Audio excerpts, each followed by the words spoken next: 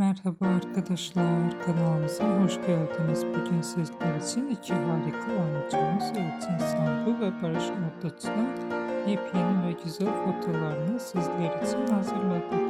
Elçin Sangu ve Barış Arduç çifti Kira Aşk dizisinde rol almış ve herkes tarafından çok beğenilmişti. Herkes onları birbirine yakıştırdıkları için biz de sizler için onların en güzel ve en özel anlarını hazırladık.